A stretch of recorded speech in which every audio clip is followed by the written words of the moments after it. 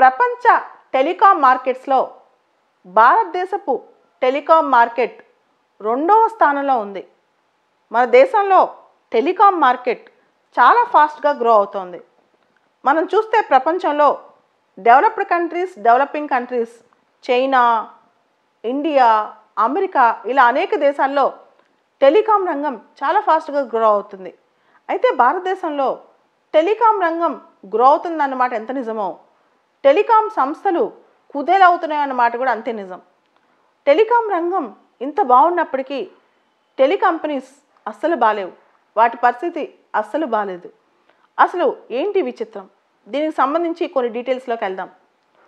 3 నెలల క్రితం అంటే జూన్ మాసంలో ఈ idea phone, Vodafone idea company ఉంది కదా, దానిలో 27% స్టేక్ ఉన్న కుమారమంగళం బిర్లా ఒక మాట చెప్పారు గవర్నమెంట్కి ఉత్తరం ద్వారా.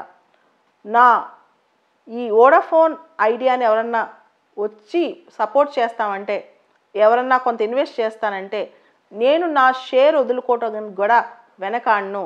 నాకు 27% షేర్ ఉంది, నేను వదిలేసుకుంటాను కావాలంటే, కానీ వోడాఫోన్ ఐడియాని కాపాడండి అని చెప్పి గవర్నమెంట్ సపోర్టెడ్ కంపెనీస్ ఏమైనా ఉంటే, గవర్నమెంట్ అప్రూవ్డ్ కంపెనీస్ ఏమైనా ఉంటే వచ్చి ఇన్వెస్ట్ చేసుకోవచ్చు అని చెప్పి ఆయన డైరెక్ట్గా ప్రతిపాదించారు. అటువంటి పరిస్థితిలోకి వచ్చింది వోడాఫోన్ కంపెనీ. అసలు ఇప్పుడు టెలికాం రంగాన్ని భారతదేశంలో ఏరుతుంది ఎవరు? ఎవరు ఈ రంగాన్ని మొత్తం కంట్రోల్ చేస్తున్నారు ఈ దేశంలో? రిలయన్స్ జియో. కొత్తగా వచ్చిన రిలయన్స్ జియో రంగాన్ని మొత్తాన్ని పట్టేసుకుంది. దానికి ఏంటి కారణం అంటే కొన్ని మనం గమనించాలి. 1995-96 నుంచి భారతదేశంలో టెలికాం కంపెనీస్ స్టార్ట్ అయ్యాయి. 2000 సంవత్సరం నుంచి 2010 వరకు చాలా బాగా గ్రో అవుతూ వచ్చాయి. అయితే చాలా ఎక్కువ కంపెనీస్ వచ్చేసాయి. తర్వాత కంపెనీస్ ఆఫర్లు పెట్టాయి. ముఖ్యంగా ఈ మధ్యకాలంలో జియో వచ్చింది. జియో వచ్చిన తర్వాత ప్రిడేటరీ ప్రైజింగ్ అనే కాన్సెప్ట్ స్టార్ట్ అయింది. అంటే డెడ్ షీప్కి డేటా ఇవ్వటం కానీ, సర్వీసెస్ ఇవ్వటం కానీ చేసింది. దాంతో కాంపిటీషన్ మొత్తం పోయింది. ఎక్కువ మార్కెట్ జియో ఆక్యుపై చేసింది అనమాట. దీన్నే ప్రిడేటరీ ప్రైజింగ్ అంటారు. అయితే ఎకానమీలో కాన్సెప్ట్ ఉంది, ఫ్లోర్ ప్రైస్ కాన్సెప్ట్. అంటే కనీసం మినిమం ఎంత ప్రైస్కి ఒక సర్వీస్ ఇవ్వాలి, ఎవరికి నష్టం రాకుండా అని గవర్నమెంట్ ఒక ఫ్లోర్ ప్రైస్ని ఫిక్స్ చేయాలి. కానీ టెలికాం రంగంలో ఇదేది లేదు. ఈ ఫ్లోర్ ప్రైస్ అనే కాన్సెప్ట్ లేదు. జియో దీన్ని ఉపయోగించుకుని ప్రిడేటరీ ప్రైజింగ్కి చాలా తక్కువ రేట్కి సర్వీసెస్ ఇవ్వడంతో అన్ని కంపెనీలు నష్టపోయాయి, చాలా మూతపడిపోయాయి కూడా. ఇప్పుడు ప్రస్తుతం మార్కెట్లో ప్రైవేట్ ప్లేయర్స్ టెలికాంలో భారతదేశంలో ఉంది 3. ఒకటి వోడాఫోన్ ఐడియా, రెండోది భారతీ ఎయిర్టెల్, మూడోది రిలయన్స్ జియో. ఈ 3. దానిలో మేజర్ మార్కెట్ ఇప్పుడు రిలయన్స్ జియో తీసేసుకుంది. దీనికి తోడు ఇంకొక అంశం తోడైంది. టెలికాం మార్కెట్కి సంబంధించి డిపార్ట్మెంట్ ఆఫ్ టెలికమ్యూనికేషన్ వాళ్ళు ఏజీఆర్, అడ్జస్టెడ్ గ్రాస్ రెవెన్యూ అనే కాన్సెప్ట్ డెఫినేషన్ ఇంటర్ప్రిట్ చేశారు. అంటే గవర్నమెంట్కి వీళ్ళు ఎంత పే చేయాలి, టెలికాం కంపెనీస్ ఏ బేసిస్ మీద పే చేయాలి అనే దాని మీద ఏజీఆర్ అనే కాన్సెప్ట్ ఉంటుంది అనమాట, అడ్జస్టెడ్ గ్రాస్ రెవెన్యూ. దీనిలో టెలికాం సర్వీసెస్కి ఇచ్చే రెవెన్యూస్తో పాటు నాన్ టెలికాం సర్వీసెస్ రెవెన్యూస్ కూడా కౌంట్ చేస్తారు. అంటే కోర్ సర్వీసెస్ ఉంటాయి కదా, టెలిఫోన్ సర్వీసెస్ లైక్ ఫోన్లు రావటం, ఆ సర్వీస్తో పాటు నాన్ టెలికాం సర్వీసెస్ అంటాం. ఏవంటే అడ్వర్టైజ్మెంట్స్ కానీ, ఇంటర్నెట్ యూసేజ్ కానీ, క్యాపిటల్ గెయిన్స్ కానీ, వీటికి కూడా గవర్నమెంట్కి కొంత రెవెన్యూ కట్టాలన్నమాట. అడ్జస్టెడ్ గ్రాస్ రెవెన్యూ కొంత ట్యాక్స్ రూపంలో కట్టాలి. సో ఈ ఇంటర్ప్రిటేషన్ తప్పు. మేము కేవలం కోర్ టెలికాం సర్వీసెస్ మాత్రమే గవర్నమెంట్కి పే చేస్తాం, నాన్ కోర్ సర్వీసెస్కి పే చేయం, నాన్ టెలికాం సర్వీసెస్కి పే చేయమని ఈ కంపెనీస్ అన్ని కోర్టుకు వెళ్ళాయి. సుప్రీంకోర్టు ఏం చెప్పిందంటే లేదు, అడ్జస్టెడ్ గ్రాస్ రెవెన్యూ అంటే కోర్ టెలికాం సర్వీసెసే కాదు, నాన్ కోర్ టెలికాం సర్వీసెస్ కూడా వస్తాయని చెప్పి జడ్జిమెంట్ ఇచ్చేసరికి ఈ టెలికాం కంపెనీస్ చాలా లక్షల కోట్ల అప్పుల బారిన పడ్డాయన్నమాట. దీంతో స్టోరీ స్టార్ట్ అయింది. ఈ స్టోరీ ఏంటి అంటే ఈ టెలికాం కంపెనీస్ అన్నీ కలిపి దాదాపు 1.2 lakh crores గవర్నమెంట్కి చెల్లించాలి, పాత బకాయిలన్నీ. అంటే వోడాఫోన్ ఐడియా 58,000 కోట్లు, ఎయిర్టెల్ భారతీ ఎయిర్టెల్ 44,000 కోట్లు చెల్లించాలి. సో అప్పటికి రిలయన్స్ జియో కొత్తగా వచ్చింది కాబట్టి దానికి ఎక్కువ బకాయిలు లేవు. అంటే వోడాఫోన్ ఐడియా, ఎయిర్టెల్ మాత్రం తీవ్రంగా నష్టపోయాయి ఈ జడ్జిమెంట్ వల్ల, డిపార్ట్మెంట్ ఆఫ్ టెలికమ్యూనికేషన్స్లో రూల్స్ వల్ల. సో దీంతోపాటు రిలయన్స్ చాలా తక్కువ ప్రైజెస్కి సర్వీసెస్ ఇవ్వటం అనేది predatory pricing policy, floor price or floor rate policy లేకపోవటం అందరూ నష్టపడ్డారనమాట. అంటే మినిమం ప్రైస్ అనేది ఏ సర్వీస్కి పెట్టకపోవటం వల్ల రిలయన్స్ జియో మార్కెట్ ఆక్యుపై చేయడానికి చాలా తక్కువ ప్రైజెస్కి ఇచ్చింది. దీంతోపాటు ఇప్పుడు టెలికాం కంపెనీస్ అన్నిటికీ నష్టాలు ఎక్కడి నుంచి వస్తున్నాయంటే ఏజీఆర్ లైబిలిటీ, గవర్నమెంట్కి వీళ్ళు చెల్లించాల్సిన అడ్జస్టెడ్ గ్రాస్ రెవెన్యూ లైబిలిటీస్. దాంతోపాటు అప్పటికే బ్యాంకుల్లో చాలా అప్పులు తీసుకున్నారు. ఆ అప్పులు, తర్వాత స్పెక్ట్రమ్ పేమెంట్స్, స్పెక్ట్రమ్కి చేయాల్సిన పేమెంట్స్ అంటే ఎలాంటివి అంటే లైసెన్స్ ఫీ కానీ, తర్వాత సర్వీస్ ఛార్జెస్ కానీ, సర్ఛార్జెస్ కానీ, తర్వాత ఇలాంటివన్నీ వీళ్ళు తీసుకోవడానికి స్పెక్ట్రమ్ పేమెంట్ ఛార్జెస్, ఇవన్నీ కలిపి టెలికాం రంగంలో కంపెనీస్ చాలా అప్పులు పాలయ్యాయన్నమాట. దాంతోపాటు ఇప్పుడు ఏమైంది, కుమారమంగళం బిర్లా రిజైన్ చేసేసరికి ఆల్రెడీ వోడాఫోన్ విపరీతమైన నష్టాలు ఉంది, వోడాఫోన్ ఐడియా. అండ్ వోడాఫోన్ అనేది యాక్చువల్గా బ్రిటిష్ కంపెనీ, ఐడియా బిర్లా వాళ్ళది, ఈ రెండు కలిపి వోడాఫోన్ ఐడియా అంది. బ్రిటిష్ వాళ్ళు ఏం చేశారంటే ఇంకా మేము ₹1 కూడా మేము పెట్టాం, వోడాఫోన్ కంపెనీ వాళ్ళు అక్కడ మేము ఇంకా వోడాఫోన్ ఐడియా సెల్యులార్లో ఇండియాలో ₹1 కూడా ఈక్విటీ పెట్టమని చెప్పేసరికి వోడాఫోన్ దాదాపు చాలా నష్టాల్లో ఉందన్నమాట.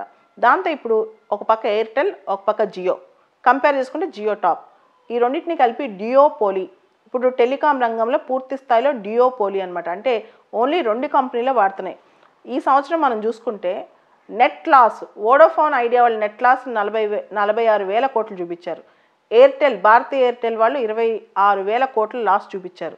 అంటే చాలా దివాళా దిశగా వోడాఫోన్ వెళ్తుందన్నమాట. దాంతోపాటు ఇప్పుడు రిలయన్స్ జియో మాత్రమే లాభం చూపించింది. రిలయన్స్ జియో 3,500 కోట్ల లాభం చూపించింది అనమాట. సో దాంతో వోడాఫోన్ అనేది చాలా సర్వైవల్ ఛాన్సెస్ కూడా చాలా కష్టమే ఇప్పుడు ఈ పరిస్థితిలో. సో సబ్స్క్రైబర్స్కి పెద్ద నష్టం లేదు. ఎందుకు, సబ్స్క్రైబర్స్ ఒక సర్వీస్ పోతే ఇంకో సర్వీస్లోకి ఎంటర్ అయిపోతారు, ఈజీగా పోర్టబిలిటీ ఉందన్నమాట. కానీ నష్టపోయేది ఎక్కువ ఎవరు, ఒకటి టెలికాం సెక్టర్, ఎవరైతే ఈ టెలికాం కంపెనీస్ ఉన్నాయో వాళ్ళు, రెండోది అప్పులు ఇచ్చిన బ్యాంకర్స్, వీళ్ళిద్దరూ నష్టపోతారు. అందుకోసం ఈ కష్టాలన్నీ విన్న తర్వాత గవర్నమెంటు మొన్న ఒక పెద్ద రిలీఫ్ ప్యాకేజ్ ఉద్దీపనను ప్రకటించింది టెలికాం సెక్టర్కి. దానిలో 9 స్ట్రక్చరల్ రిఫార్మ్స్ ప్రకటించింది. ఇవి చాలా ఇంపార్టెంట్. ఇవి చూసిన తర్వాత టెలికాం కంపెనీస్ ఇండియాలో కొంత ఊపిరి పీల్చుకోవచ్చు, కొంత బ్రీతింగ్ స్పేస్ దొరికింది అని నమ్మొచ్చు మనం. అసలు ఏమేంటి ఆ స్ట్రక్చరల్ రిఫార్మ్స్ ఒకసారి చూద్దాం. ఇప్పుడు వీళ్ళు గవర్నమెంట్కి చెల్లించాల్సిన డ్యూస్ ఏవైతే ఉన్నాయో వాటికి 4 ఇయర్స్ మారటోరియం, 4 సంవత్సరాల తర్వాత చెల్లించుకోవచ్చు. ఈ 4 ఏళ్ళు అడగరు, కానీ ఈ 4 ఇయర్స్ ఇంట్రెస్ట్ పడుద్ది, తక్కువ ఇంట్రెస్ట్ అనమాట. సో 4 సంవత్సరాల మారటోరియం దొరికింది గవర్నమెంట్కి చెల్లించాల్సిన స్టాట్యుటరీ డ్యూస్కి. రెండో పాయింట్, సో ఇంతకు ముందు కాదు, ఇక నుంచి అడ్జస్టెడ్ గ్రాస్ రెవెన్యూ అంటే కేవలం కోర్ టెలికాం సర్వీసెసే, నాన్ కోర్ సర్వీసెస్ రావు అన్నమాట. అంటే ఇంటర్నెట్ కానీ, క్యాపిటల్ గెయిన్స్ కానీ, అడ్వర్టైజ్మెంట్స్ కానీ, వీటి మీద ఇంకా ఏజీఆర్లో కౌంట్ చేయరు. అంటే గవర్నమెంట్కి ఇక మీదట వాళ్ళు చెల్లించాల్సిన రాయల్టీస్ తగ్గిపోతాయి అన్నమాట.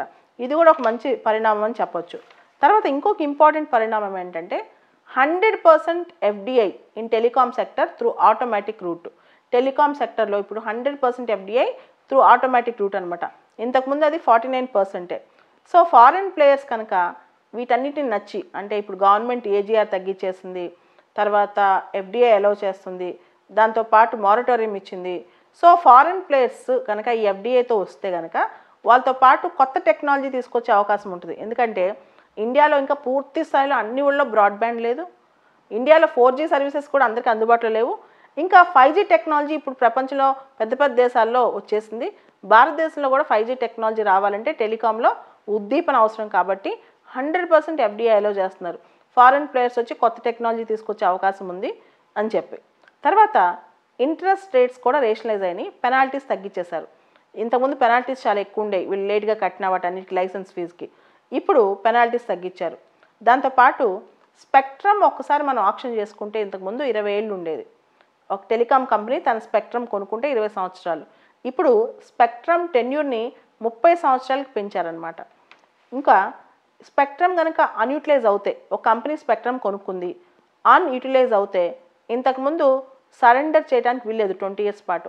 ఇప్పుడు సరెండర్ చేయొచ్చు 10 ఇయర్స్ తర్వాత.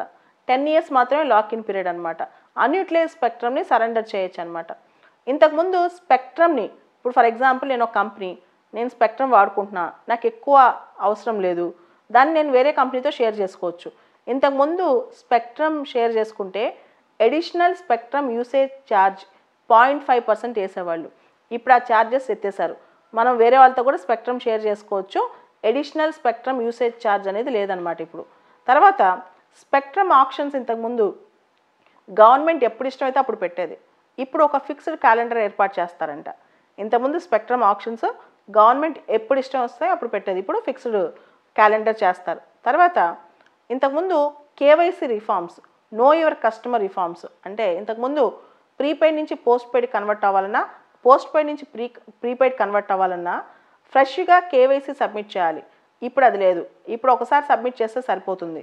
తర్వాత ఇంతకుముందు వరకు, ఈరోజు వరకు నువ్వు కొత్త టెలికాం సర్వీస్ తీసుకోవాలంటే కస్టమర్ ఎక్విజిషన్ ఫామ్, నువ్వు ఒక కొత్త ఫోన్ సర్వీస్ తీసుకోవాలంటే,